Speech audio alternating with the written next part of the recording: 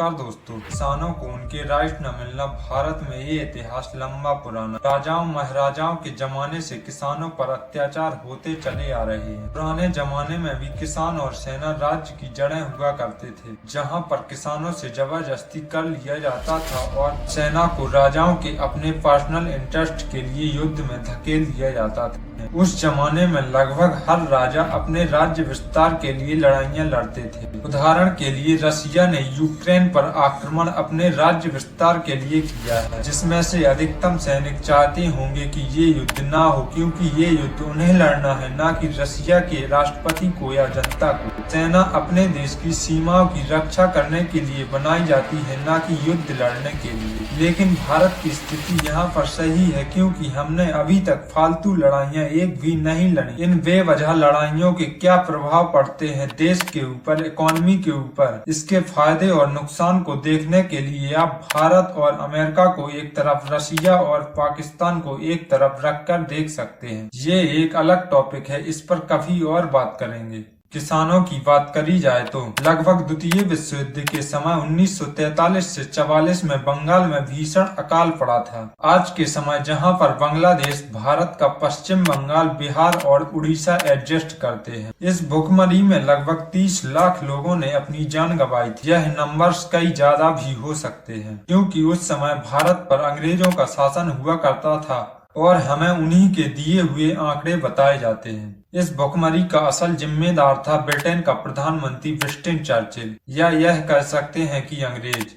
किसी एक व्यक्ति को ब्लेम करना 30 लाख लोगों की जान का यह जस्टिस नहीं करता। द्वितीय विश्व युद्ध अलाइड पावर्स और एक्सिस पावर्स के बीच लड़ा जा रहा था। अलाइड पावर्स में USA, USSR, Britain, France. Axis powers में जापान, जर्मनी और इटली था। द्वितीय विश्व युद्ध में जापान ने बर्मा पर कब्जा कर लिया, जिसके कारण वहां से चावल का आयात होना बंद हो गया, जिसका प्रभाव बंगाल पर देखने को मिला। और जो भी किसानों के पास अनाज था वो अंग्रेज छीन कर ले गए, जिसके कारण बंगाल में भीषण भुखमरी आई, जिसकी कुछ तस्वीरें आप यहाँ पर देख सकते हैं। इसमें इन मासूमों की कोई गलती नहीं थी, इन्होंने तो मेहनत करके अपना पेट भरने का इंतजाम कर लिया था। आज के समय में भी हम सरकारों को पुराने जमाने के राजाओं या इन अंग्रेजों से कंपेयर कर सकते हैं। किसानों के केस में अभी बिल्कुल वही स्थिति है। अपने टॉपिक पर वापस आते हैं। सरकारें आती हैं, सरकारें जाती हैं, लेकिन किसानों की स्थिति वहीं की वहीं रहती है। आखिर कौन जिम्मेदार है इसका? क्या राइट्स हैं इनके? इनको इनके राइट्स क्यों नहीं दिए जाते? आइए जानने की कोशिश करते हैं इस वीडियो में। अब क्योंकि मैं एक किसान का बेटा हूं, इसलिए मुझे ज्यादा स्टडी करने की जरूरत नहीं है कि क्या स्थिति है किसानों की। मेरी नजर में किसानों की आय देश में जितने भी लोग आय के सोर्स में भाग लेते हैं सभी लोगों से कम है। अब क्या इसका ये मतलब है कि किसानों की जरूरत कम है, या किसान मेहनत कम करते हैं इसलिए इनकी आय कम है? इनकी मेहनत का अंदाजा आप इस बात से लगा सकते हैं कि ये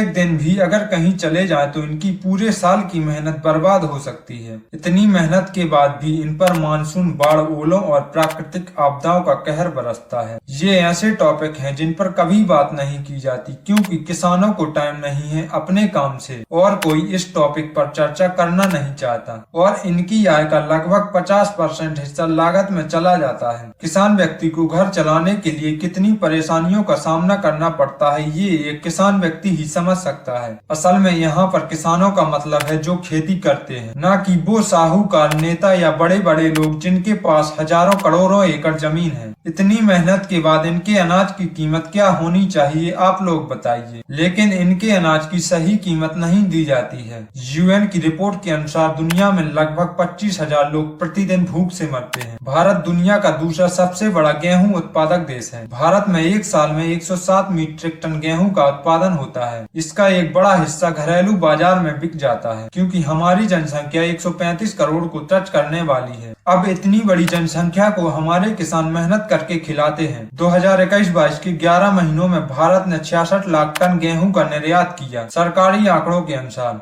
भारत दुनिया के 71 देशों को गेहूं का निर्यात करता है, जिसमें टॉप पर हैं अफगानिस्तान, यमन, बांग्लादेश, यूएई और इंडोनेशिया। 15 अप्रैल 2022 को भारत ने इजिप्ट को डिस्काउंटेड रेट पर $400 प्रति टन के हिसाब से गेहूं का एक्सपोर्ट किया। 15 अप्रैल यानी जब गेहूं निकल के आता है, $1 यानी 82 रुपए। 1 टन बराबर 1000 किलो, 1000 किलो बराबर $400। 1000 किलो बराबर 32,800 रुपए, 1 किलो बराबर 32.8 रुपए। ये भी डिस्काउंटेड रेट पर था। अब आप लोग कमेंट में बताइए कि किसने 25 रुपए प्रति किलो से ज्यादा का गेहूं बेचा। इतना पैसा दलाल साहूकार खा गए। अभी के टाइम इंटरनेशनल मार्केट में गेहूं की कीमत $450 से $500 प्रति टन के बीच है। इससे ज्यादा भी हो सकती है क्योंकि इसके कोई ऑफिशियल डाटा नहीं आते हैं। यही सब हमारी सभी फसलों के साथ होता है, जो कि किसानों के साथ सबसे बड़ा अन्याय है। मेरी राय में मानो तो हमारी फसलों के साथ भी बिजनेस किया जाता है। सुई से लेकर जहाज बनाने वाले को अपना रेट तय करने की आजादी है। क्या हम लोग मेहनत नहीं करते इसलिए हमें यह आजादी नहीं? दुनिया में गेहूं की डिमांड इतनी है कि सरकार को गेहूं के एक्सपोर्ट पर बैन लगाना पड़ा, नहीं तो हमारे देश में गेहूं की कमी पड़ जाएगी और गेहूं की कीमतें आसमान में पहुंच जाएंगी। अब ये कमी किसानों के पास तो पड़ेगी नहीं। जिन लोगों के पास पड़ेगी वो किसानों के बारे में कभी सोचते नहीं और सरकार उनके बारे में सोचती है। इसलिए किसानों की इस स्थिति का जिम्मेदार गवर्नमेंट है। अगर गवर्नमेंट चाहे तो किसानों की स्थिति ठीक कर सकती है। किसान और जवान हमारे देश की शान है। 1965 में पाकिस्तान ने भारत पर जब हमला किया था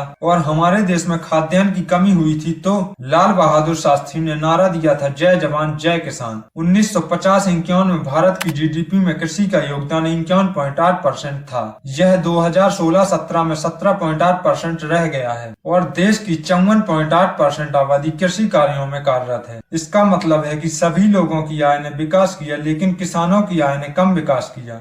आज किसी भी किसान से पूछ लीजिए, क्या आप अपने बेटे को खेती कराना चाहते हैं? वो जवाब देगा नहीं, जो कि एक मजाक है क्योंकि ऐसा संभव नहीं है। किसी न किसी को तो खेती करनी पड़ेगी। देश के युवाओं को कृषि की तरफ आकर्षित करने के लिए सरकार किसानों की आय बढ़ा सकती है, जिससे किसानों को ऑटोमेटिकली सम्मान की दृष्टि से देखा जाने लगेगा और देश के युवाओं का कृषि के प्रति लगाव बढ़ेगा। इसमें सरकारों का अहम रोल होता है। किस तरह सरकारें किसानों का शोषण करती हैं, चाहे बीजेपी हो या कांग्रेस। हम किस तरह की गवर्नमेंट को चुन के इसे सही कर सकते हैं। मेरा अगला वीडियो इस टॉपिक पर होगा। और कौन कौन से सोशल इशू हैं जिन पर वीडियो बनाना चाहिए, कमेंट में बताइए। अगर आप वीडियो को देखते देखते यहाँ तक पहुँच गए हैं तो मुझे कमेंट में बताइए।